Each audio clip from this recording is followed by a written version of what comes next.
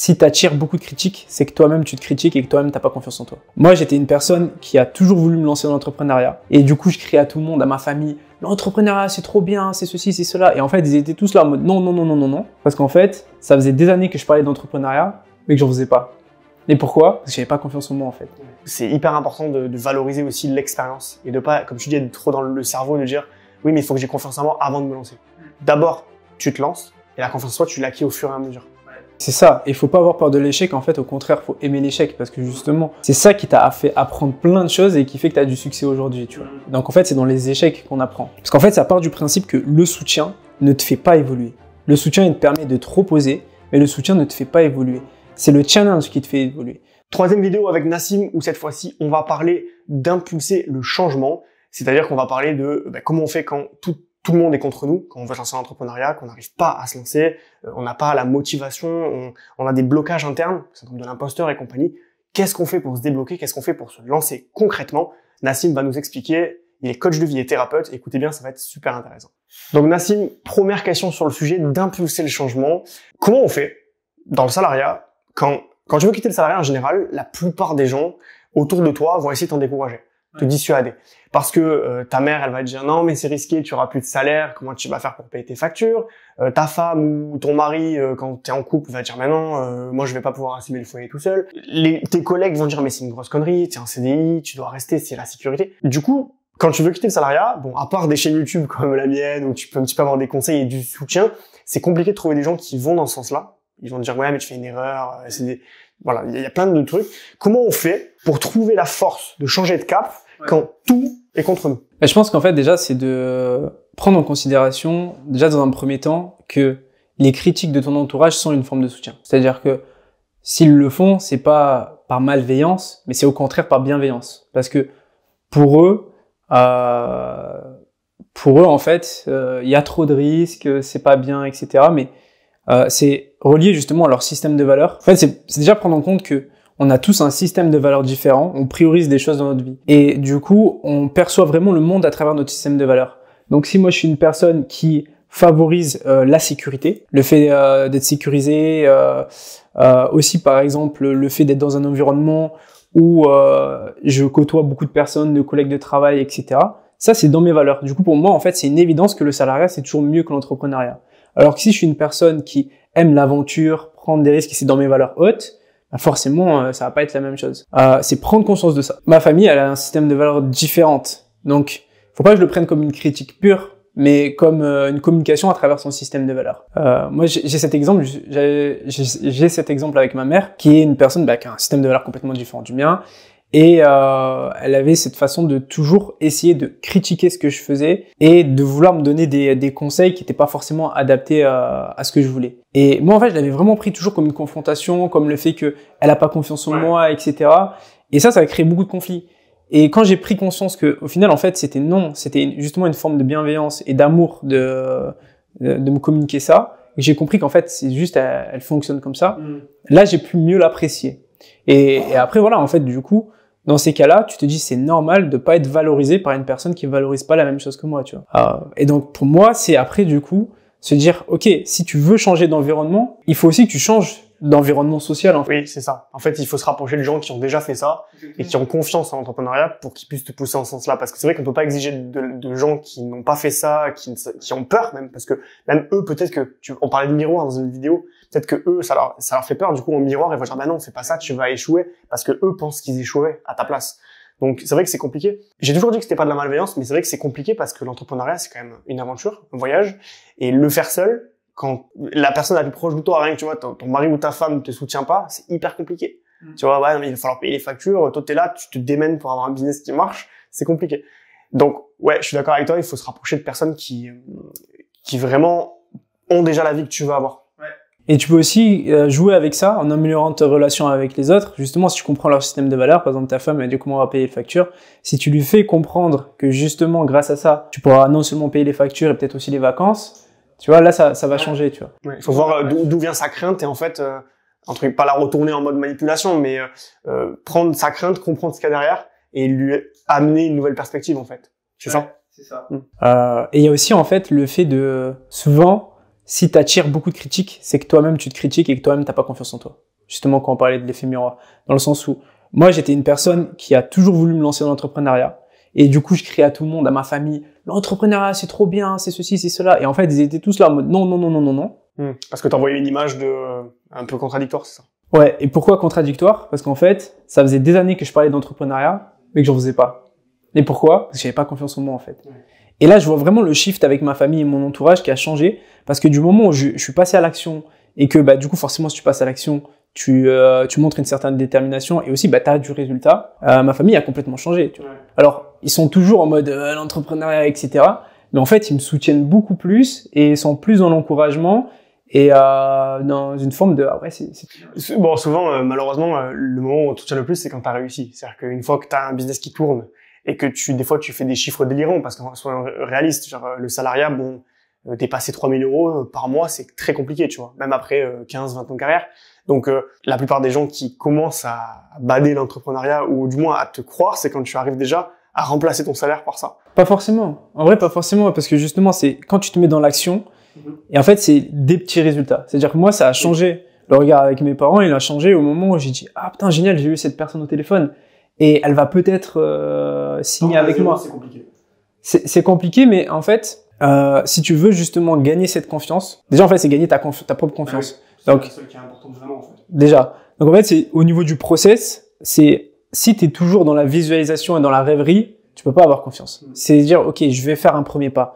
Et ce premier pas va donner un certain résultat. Ça va peut-être pas être le bon résultat que tu veux, mais ça va être un petit truc. C'est-à-dire une personne qui se dit, ah ouais, je suis peut-être intéressé, mais après, elle va pas acheter derrière, tu vois. Mais le fait qu'elle ait montré un minimum d'intérêt, toi, ça te met en confiance. Ouais. Et si tu le communiques aussi à ton entourage, ça va aussi le mettre un peu en confiance. Mais la confiance, elle s'acquiert beaucoup aussi par l'expérience. C'est-à-dire qu'il faut se gourer. Moi, tu vois, je le raconte souvent en guise de... C'est un peu un trophée, mais le nombre de projets que j'ai abandonnés dans le passé et qui ont foiré complètement pour diverses raisons, j'en suis fier de ces projets-là. Oui. Même Google, il a un truc qu'on appelle le cimetière de projets.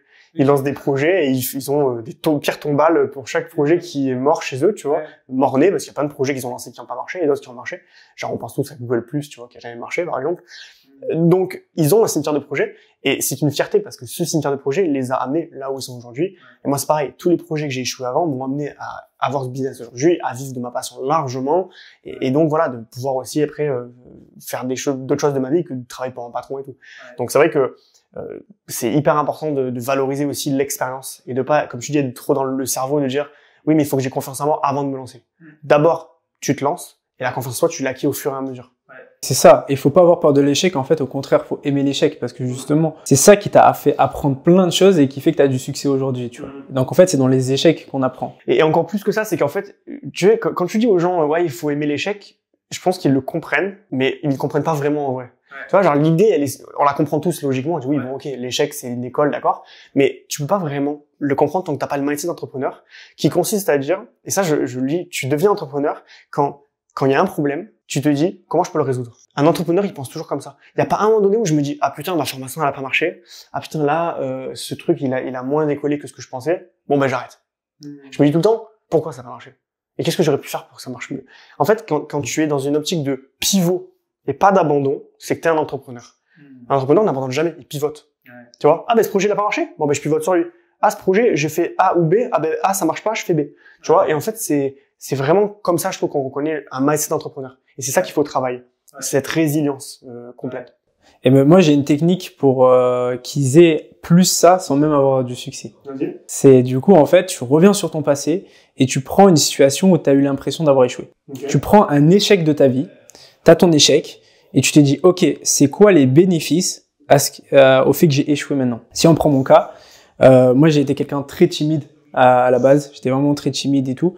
Et donc, j'ai eu beaucoup d'échecs relationnels, tu vois. Avec les femmes, avec les gens de manière générale. Et si on regarde aujourd'hui, j'ai réussi, du coup j'ai monté une boîte de coaching en relation homme-femme, tu vois. Et en fait, mais ça je l'ai eu grâce à mes échecs. C'est-à-dire que c'est le fait d'avoir échoué, ça m'a donné cette curiosité, cette envie de réussir.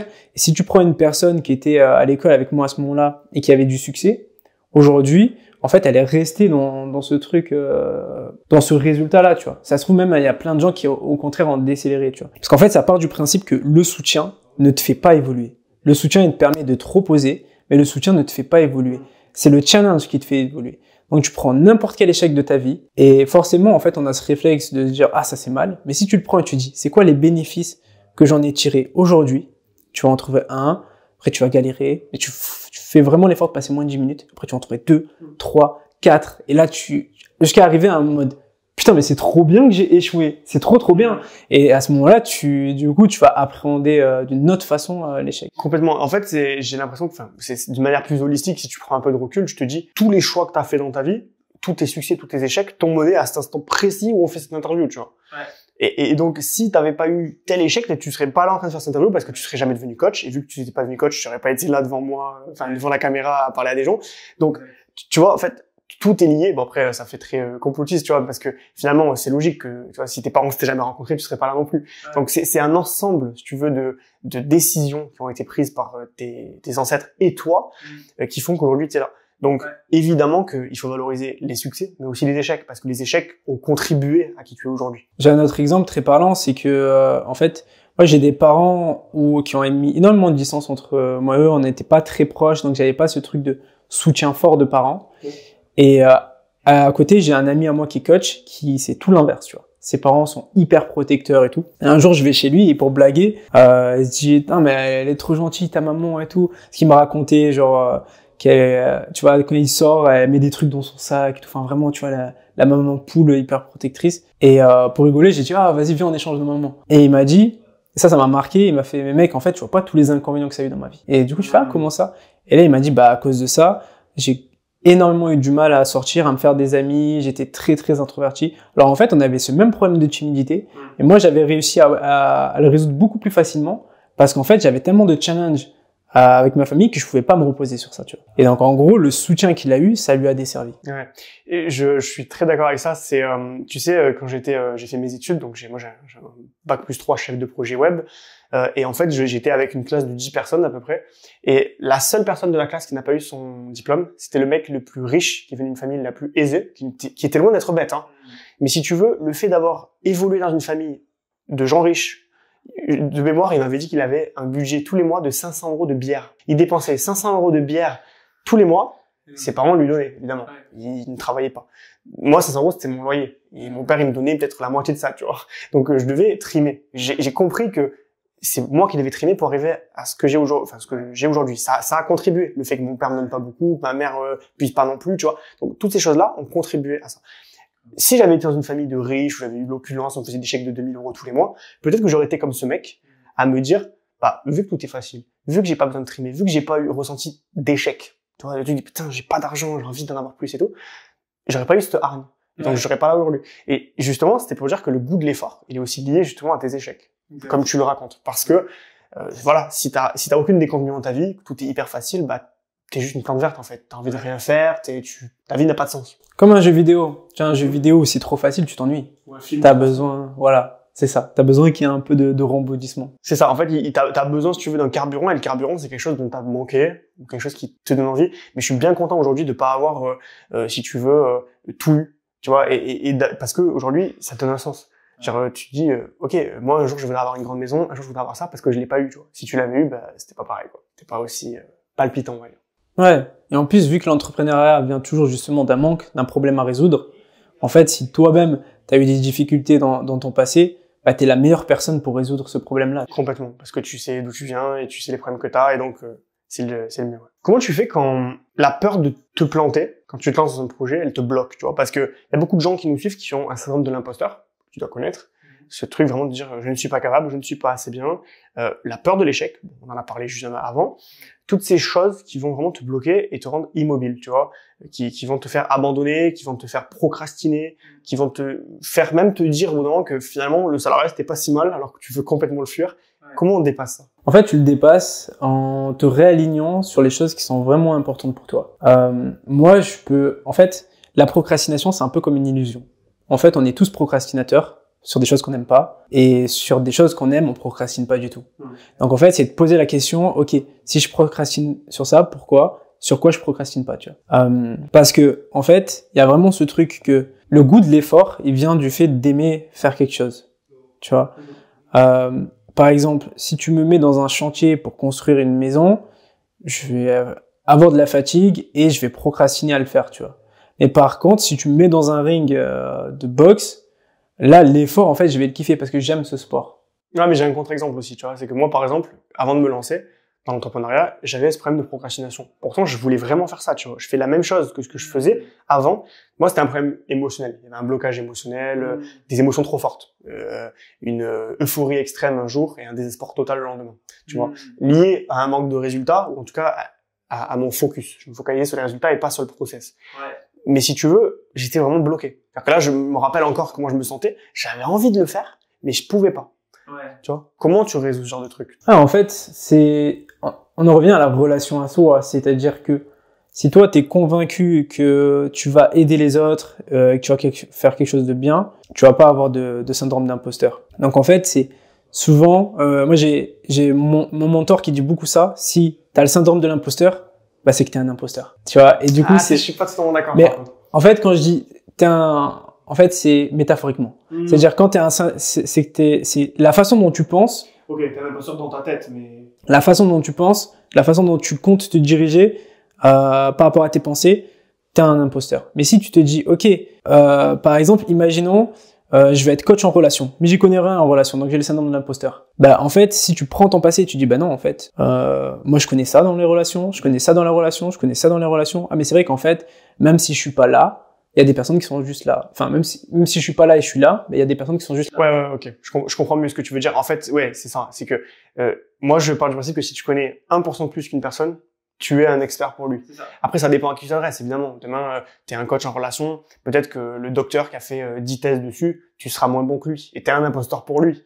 Mais pour un gars qui connaît rien en relation, tu seras un mentor. Et même, en plus, ce truc de chercheur, etc., en fait, tu le mets sur un piédestal, là, en disant ça. Mais alors que, oui, tu vois, c'est comme le poisson et le singe. En fait, c'est un expert dans son domaine. Mais moi, je peux être mon expert dans mon domaine.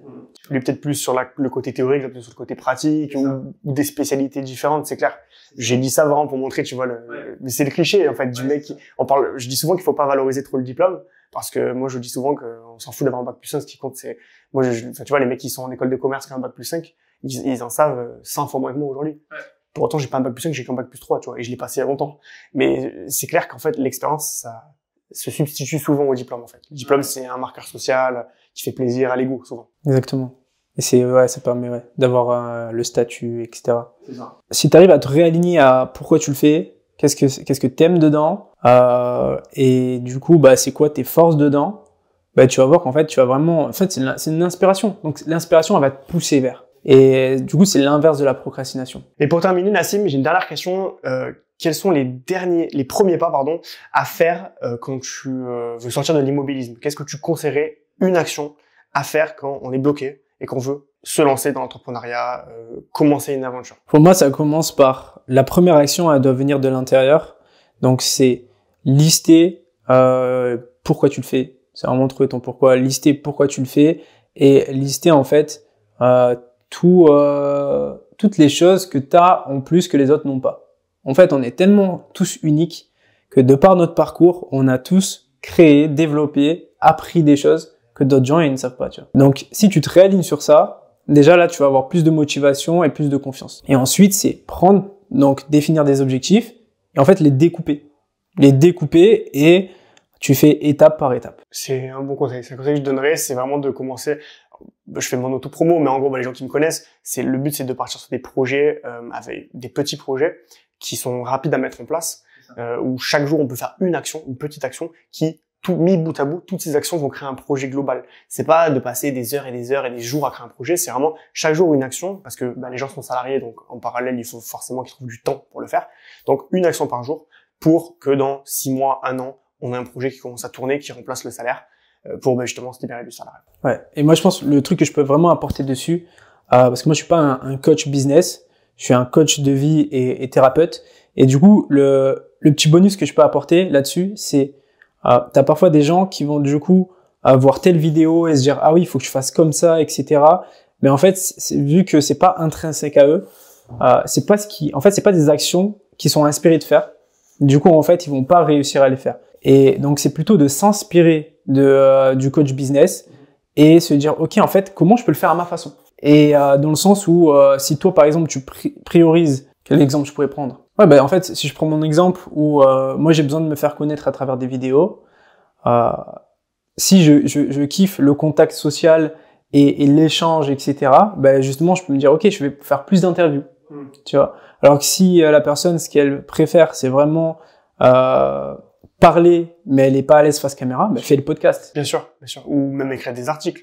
Il y a plein de moyens de se faire connaître sur Internet, des moyens de se rémunérer, il y en a plein. On n'est même pas obligé de montrer son visage. Il y a plein de gens qui pensent qu'on doit être comme moi, faire des vidéos et tout, mais pas forcément. Je connais plein de gens qui gagnent de l'argent, qui font de l'affiliation, les mecs qui font des articles de blog, on voit jamais leur tête, tu vois.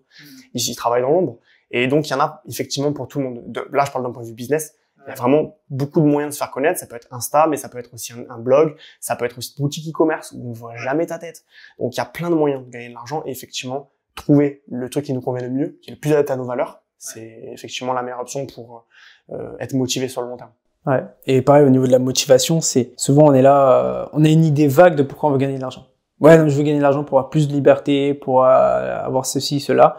Mais du coup, on n'est pas connecté à des choses vraiment deep et profondes en nous, de se dire, ok, moi c'est la famille, tu vois, je veux construire une famille qui soit vraiment dans le bien-être, dans les choses comme ça. Et quand je me connecte à ça, je suis tellement motivé que si tu me dis, ok, tu vas avoir une Lamborghini ou tu vas avoir n'importe quoi, voilà, tu vas avoir du statut social, etc. Ça, en fait, forcément, tout le monde le veut, mais il y aura pas cette motivation vraiment, tu vois.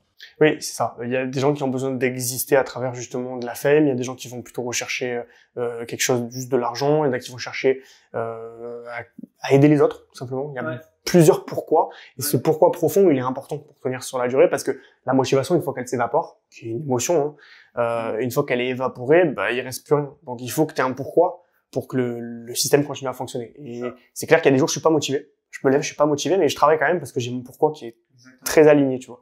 Ouais. Alors que quand j'avais pas de pourquoi, ben, je me réveillais, j'avais la flemme, ben, je procrastinais, et ça s'arrêtait là, quoi. Le projet dégagé, quoi. Voilà, donc c'est la fin de cette vidéo. Merci Nassim pour tes très bons conseils. N'hésitez pas à aller dans la description. Je mets tous ses réseaux sociaux. Vous allez pouvoir retrouver Nassim sur Instagram. Il va pouvoir vous proposer, si vous êtes intéressé, des accompagnements et d'autres prestations que je vous laisserai découvrir. Voilà, si vous êtes en burn-out, vous avez besoin de soutien pour vous lancer, si vous avez besoin de gérer vos relations au boulot, tout ce qui est autour de la psychologie, donc c'est un thérapeute, un coach de vie, donc tout ce qui est autour de ça, il pourra vous aider. Je vous mets tout en description.